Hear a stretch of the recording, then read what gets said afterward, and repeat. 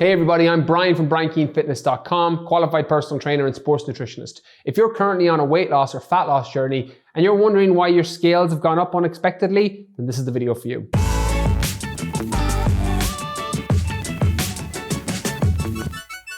So before we get into the 5 reasons why your scale may have gone up when you didn't expect it, it's important to understand the difference between weight loss and fat loss, because they're two different things. Weight loss is lowering the numbers on a scale. Fat loss is reducing the amount of fat in your body. They're two completely different things. So if you're clinically overweight or obese, a weighing scale can be quite a good way to track your progress. If you fall outside of that category where you just want to look better, you need to track your body fat and reducing that number. How you do that is with photos, with body fat calipers, and how your clothes are fitting. So just don't get the two confused because they're two different things. Your weight can go up or stay the same, and your body fat can reduce, and vice versa. But generally you always want to focus on reducing body fat versus just reducing numbers or lowering numbers on a scale.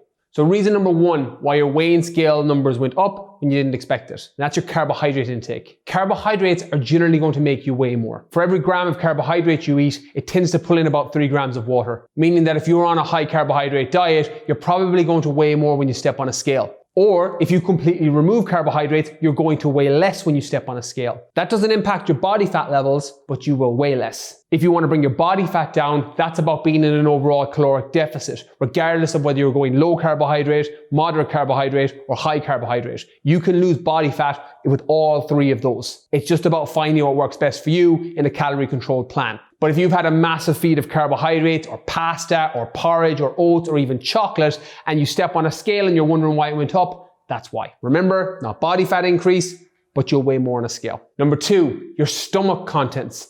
If you're bloated and if you're full and you haven't gone to the toilet in a day or 2, you're going to weigh more when you step on a scale. So if you have any issues with your gut health, if you have irritable bowel syndrome, if you have any sort of gut disturbances at all, and you're feeling constipated and full, you're going to step on a scale and you're going to weigh more. So make sure you put a big focus on your digestion, using good quality foods, getting enough fiber, eating plenty of plants. That's going to help everything move smoothly through your system so that you don't have that bloating and that stomach contents. So when you step on a scale, you're not going to weigh significantly more. Again, you're going to weigh more on a scale. That doesn't mean your body fat has increased. Number 3 and number 4 are going to be two sides of the same coin. But the first one is your sodium intake. If you're eating high sodium foods, or you have a high salt diet, or you've even gone for a free or a cheat meal that was a Chinese loaded with a lot of MSG and sodium, you're going to weigh significantly more the next day when you step on a scale. Again, your body fat probably hasn't climbed in a day or 2, but your weight can fluctuate daily. Which brings me on to point 4, and that's your hydration level. If you want to weigh a lot, drink a lot of water.